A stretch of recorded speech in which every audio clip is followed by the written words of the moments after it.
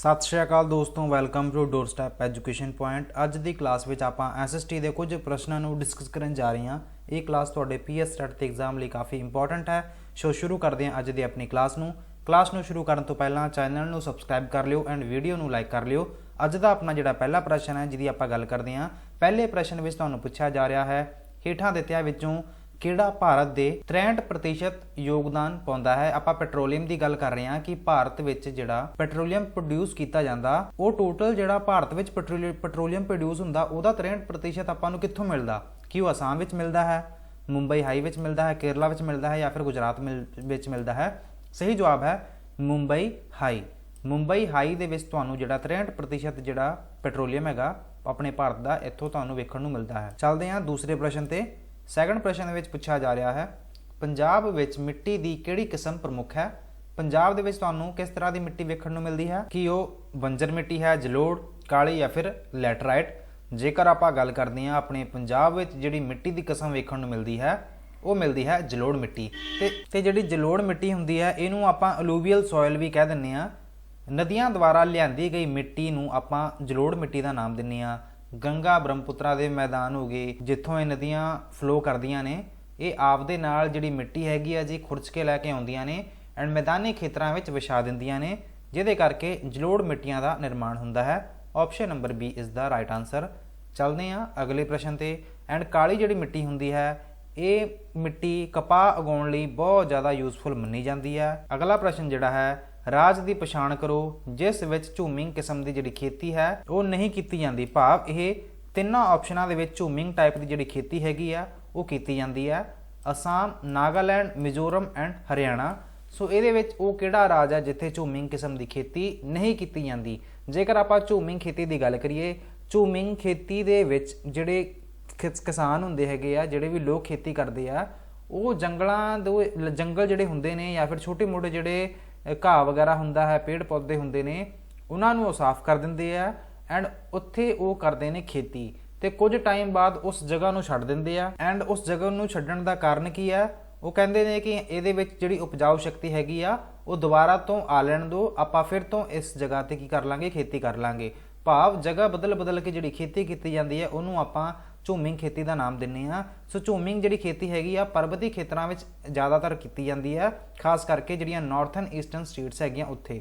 Assam, Nagaland and Mizoram दे विच ये खेती की जाती है, बट हरियाणे विच ये जिहड़ी खेती है ये नहीं की जाती। पहला वाले टाइम दे विच इस तरह की खेती बहुत की जाती सी, बट दिनों दिन इहदा जिहड़ा ट्रेंड हैगा वो घटदा जा रहा। Option number D is the right answer. अगला प्रश्न है हेठ दित्तिआं विचों किहड़ा जोड़ा सही है। इहदे विच मेनली कुछ रिबेलीਅन बारे दस्सिआ होया कि जिहड़ा कौल गदर हैगा, संथाल गदर, बस्तर गदर, वर्ली गदर। सो ये जिहड़े गदर दस्से होए आ इन्हां विचों दसना है किहड़ा जोड़ा सही है, कि पहला सही है, दोनों सही हैगे आ, या फिर पहला दूजा सही हैगा, या फिर सारे ही सही है। जेकर आपां गल करते हैं इसका सही जवाब की होगा एंड तुहानूं इन्हां चीज़ों बारे पता भी होना चाहिए। जेकर आपां कोल गदर की गल करते हैं, कोल गदर तुहानूं जिहड़ा है ये छोटा नागपुर रीजन दे विच वेखण नूं मिलदा सीगा, जिहड़ा कि अज दे टाइम विच आपां उहनूं छोटा नागपुर नाम दिन्ने आ एंड अज दे टाइम विच छोटा नागपुर तुहानूं मेनली झारखंड विच वेखण नूं मिलदा है। एंड 1831 तो लैके 1832 तक जिहड़ा तुहानूं कोल गदर है जी ये तुहानूं वेखण नूं मिलदा है। जिहड़ा मेन तुहानूं कारण हैगा इस गदर का की कारण सी, जिहड़ा दा मेन कारण सीगा कि जिहड़े कबीले वाले जिहड़े लोग हुंदे सीगे उन्हां दा जिहड़ा शोषण हैगा वो बाहरली जिहड़े ब्रिटिश तो जिहड़े अंग्रेज आउंदे सीगे इन्हां दा शोषण कीता जांदा सी, जिहदे करके कोल गदर जिहड़ा है ये मतलब उभरिया सी।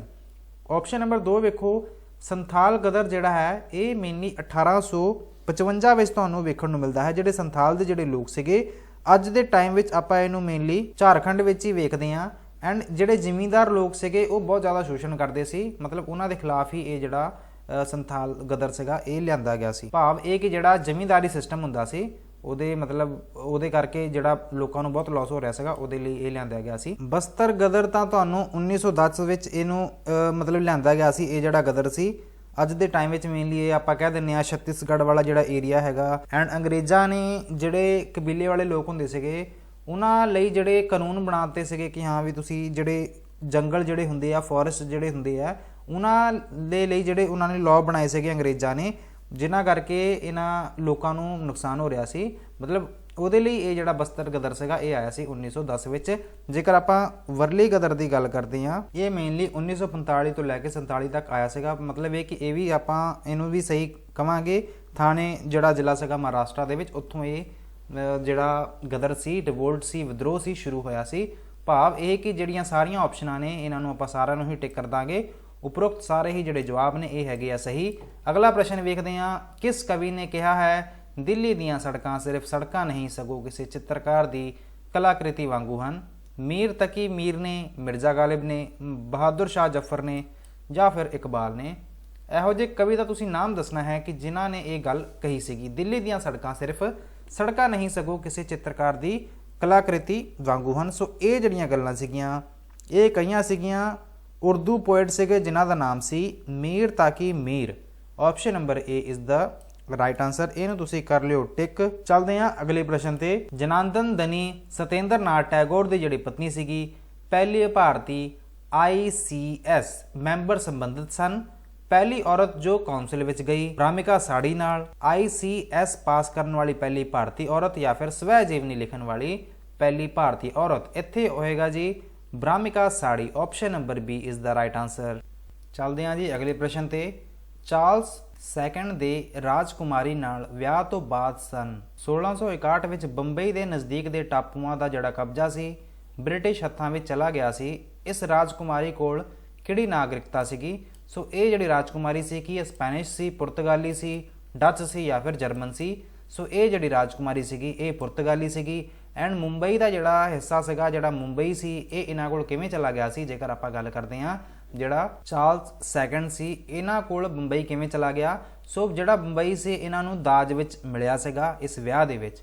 Option number B is the right answer. ਚੱਲਦੇ ਹਾਂ ਅਗਲੇ ਪ੍ਰਸ਼ਨ ਤੇ। ਭਾਰਤ ਦੇ ਪੁਰਾਤੱਤਵ ਵਿਭਾਗ ਦਾ ਜਿਹੜਾ ਪਹਿਲਾ ਡਾਇਰੈਕਟਰ ਜਨਰਲ ਸੀ ਉਹਦਾ ਕੀ ਨਾਮ ਸੀ? ਕੀ ਉਹ ਕਨਿੰਗਮ ਸੀ, REM ਵੀਲਰ ਸੀ ਜਾਂ ਫਿਰ ਜੌਨ ਮਾਰਸ਼ਲ ਸੀ ਜਾਂ ਫਿਰ GF ਡੇਲ ਸੀ? ਸੋ ਇਹਦਾ ਸਹੀ ਜਵਾਬ ਦੱਸੋ ਕੀ ਹੋਏਗਾ ਇਹਦਾ ਸਹੀ ਜਵਾਬ? ਇਹਦਾ ਸਹੀ ਜਵਾਬ ਹੈ ਕਨਿੰਗਮ। 1861 ਵਿੱਚ ਆਪਾਂ ਕਹਿ ਸਕਦੇ ਹਾਂ ਕਿ ਜਿਹੜਾ ਅਲੈਗਜ਼ੈਂਡਰ ਕਨਿੰਗਮ ਸੀ ਇਹਦੇ ਦੁਆਰਾ ਆਰਕੋਲੋਜੀਕਲ ਸਰਵੇ ਆਫ ਇੰਡੀਆ ਕੀ ਕੀਤਾ ਗਿਆ ਸੀਗਾ? ਫਾਊਂਡ ਕੀਤਾ ਗਿਆ ਸੀ। ਜੇਕਰ ਆਪਾਂ ਅਲੈਗਜ਼ੈਂਡਰ ਕਨਿੰਗਮ ਦੀ ਗੱਲ ਕਰਦੇ ਹਾਂ।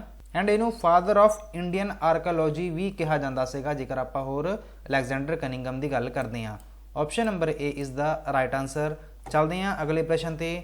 ਪ੍ਰਗਿਆ ਪ੍ਰਸਤੀ ਜੋ ਇਲਾਹਾਬਾਦ ਦੇ ਸਤੰਭ ਲੇਖ ਦੇ ਨਾਂ ਨਾਲ ਜਾਣੀ ਜਾਂਦੀ ਹੈ ਕਿਸ ਰਾਜੇ ਦੇ ਰਾਜਕਵੀ ਦੁਆਰਾ ਲਿਖੀ ਗਈ ਸੀ?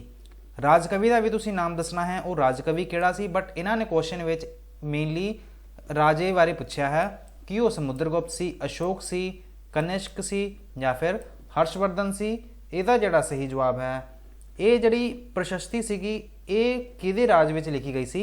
ਉਹਦਾ ਜਵਾਬ ਹੈਗਾ Samudragupta. Option number A is the right answer. And ਕਿਹਦੇ ਦੁਆਰਾ ਲਿਖੀ ਗਈ ਸੀ? ਇਹ ਲਿਖੀ ਗਈ ਸੀਗੀ ਹਰੀ ਸੇਨ ਦੁਆਰਾ। ਜੇਕਰ ਮੰਨ ਲਓ ਇੱਧਰ ਆਪਸ਼ਨਾਂ ਦੇ ਵਿੱਚ ਹਰੀ ਸੇਨ ਲਿਖਿਆ ਹੁੰਦਾ ਤੇ ਤੁਸੀਂ ਇਸ ਕੁਐਸਚਨ ਦਾ ਗਲਤ ਜਵਾਬ ਵੀ ਦੇ ਸਕਦੇ ਸੀ, ਤੁਸੀਂ ਫਿਰ ਕਨਫਿਊਜ਼ ਹੋ ਜਾਣਾ ਸੀ। ਬਟ ਸਮੁੰਦਰਗੁਪਤ ਰਾਜਾ ਸੀਗਾ, ਹਰੀ ਸੇਨ ਕਹਿ ਸਕਦੇ ਹਾਂ ਕਿ ਉਹਦਾ ਜਿਹੜਾ ਵੀ ਰਾਜਕਵੀ ਹੁੰਦਾ ਸੀ। ਕਾਫੀ ਬੇਸਿਕ ਕੁਐਸਚਨ ਸੀਗਾ ਇਹ ਤਾਂ, ਬਟ ਕਈ ਵਾਰ ਕਾਲ ਦੇ ਵਿੱਚ ਆਪਾਂ ਕੁਐਸਚਨਾਂ ਨੂੰ ਗਲਤ ਕਰ ਦਿੰਦੇ ਹਾਂ, ਸਾਰੀਆਂ ਆਪਸ਼ਨਾਂ ਨੂੰ ਆਪਾਂ ਨਹੀਂ ਪੜ੍ਹਦੇ। ਚੱਲਦੇ ਹਾਂ ਅਗਲੇ ਪ੍ਰਸ਼ਨ ਤੇ ਜਿਹੜਾ ਕਿ ਲਾਸਟ ਪ੍ਰਸ਼ਨ ਹੈ। ਕਿਤਾਬ-ਉਲ ਹਿੰਦ ਬਾਰੇ ਹੇਠ ਲਿਖਿਆਂ ਵਿੱਚੋਂ ਕਿਹੜਾ ਤੱਥ ਗਲਤ ਹੈ? ਭਾਵ ਕਿਤਾਬ-ਉਲ ਹਿੰਦ ਬਾਰੇ ਤੁਹਾਨੂੰ ਕਿਹੜੀਆਂ ਗੱਲਾਂ ਪਤਾ ਹੈਗੀਆਂ ਜਿਹੜੀਆਂ ਕਿ ਸਹੀ ਹੋਣ? ਇਹ ਇਬਨ ਬਤੂਤਾ ਦੀ ਲਿਖੀ ਹੋਈ ਹੈ, ਇਹ ਪਾਰਸ਼ੀਅਨ ਭਾਸ਼ਾ ਵਿੱਚ ਲਿਖੀ ਹੋਈ ਹੈ। ਗ੍ਰਾਮਰ ਦੀ ਇੱਥੇ ਲਿਖਣ ਦੇ ਵਿੱਚ ਥੋੜੀ ਜਿਹੀ ਇੱਥੇ ਮਿਸਟੇਕ ਹੋ ਗਈ ਹੈ ਮੇਰੇ ਤੋਂ। ਮਤਲਬ ਇਹ ਪਾਰਸ਼ੀਅਨ ਭਾਸ਼ਾ ਵਿੱਚ ਲਿਖੀ ਹੋਈ ਹੈ, ਇਹ 80 ਭਾਗਾਂ ਵਿੱਚ ਵੰਡੀ ਹੋਈ ਹੈ, ਹਰ ਪਾਠ ਪ੍ਰਸ਼ਨ ਨਾਲ ਸ਼ੁਰੂ ਹੁੰਦਾ ਹੈ। ਇਹਨਾਂ ਵਿੱਚੋਂ ਤੁਸੀਂ ਦੱਸਣਾ ਹੈ ਕਿਹੜੀਆਂ ਲਾਈਨਾਂ ਸਹੀ ਨੇ। ਸਿਰਫ ਇੱਕ ਸਹੀ ਹੈ ਜਾਂ ਫਿਰ 1 ਤੇ 2 ਦੋਨੋਂ ਸਹੀ ਹੈ ਜਾਂ ਫਿਰ 3 ਤੇ 4 ਦੋਨੋਂ ਇਹ ਸਹੀ ਹੈ ਜਾਂ ਫਿਰ ਸਾਰੇ ਹੀ ਸਹੀ ਹੈ। ਸੋ ਪਹਿਲੀ ਆਪਸ਼ਨ ਨੂੰ ਵੇਖਦੇ ਹਾਂ। ਇਹ ਇਬਨ ਬਤੂਤਾ ਦੀ ਲਿਖੀ ਹੋਈ ਕਿਤਾਬ ਹੈ। ਸੋ ਇਹ ਗੱਲ ਤਾਂ ਬਿਲਕੁਲ ਹੀ ਗਲਤ ਹੈ। ਜਿਹੜੀ ਕਿਤਾਬ ਹੈਗੀ ਆ ਕਿਤਾਬੁਲ ਹਿੰਦ, ਇਹ ਕਿਤਾਬ ਲਿਖੀ ਸੀਗੀ ਅਲ ਬਿਰੂਨੀ ਨੇ। ਐਂਡ ਇਹ ਜਿਹੜੀ ਭਾਸ਼ਾ ਵਿੱਚ ਲਿਖੀ ਸੀ ਇਹ ਸੀਗੀ ਅਰੇਬਿਕ ਭਾਸ਼ਾ। ਭਾਵ ਪਹਿਲੀਆਂ 2 ਆਪਸ਼ਨਾਂ ਤਾਂ ਗਲਤ ਹੋ ਗਈਆਂ।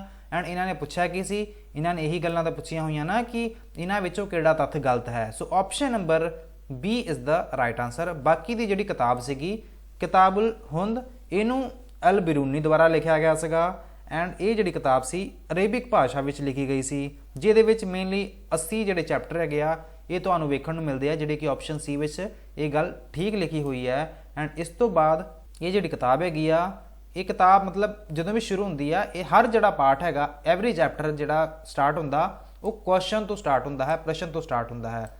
ਉਮੀਦ ਮੈਂ ਇਹੀ ਕਰੂੰਗਾ ਸੈਸ਼ਨ ਤੁਹਾਡੇ ਲਈ ਯੂਸਫੁਲ ਜ਼ਰੂਰ ਰਿਹਾ ਹੋਊਗਾ। ਜੇਕਰ ਇਹ ਰਿਹਾ ਹੈ ਤਾਂ ਸੈਸ਼ਨ ਨੂੰ ਲਾਈਕ ਕਰ ਦਿਓ ਐਂਡ ਆਪਦੇ ਦੋਸਤਾਂ ਤੱਕ ਵੀ ਸ਼ੇਅਰ ਕਰ ਦਿਓ। ਇਸ ਦੇ ਨਾਲ ਹੀ ਚੈਨਲ ਨੂੰ ਸਬਸਕ੍ਰਾਈਬ ਕਰਨਾ ਬਿਲਕੁਲ ਨਾ ਭੁੱਲਿਓ। Thank you so much for watching. God bless you all.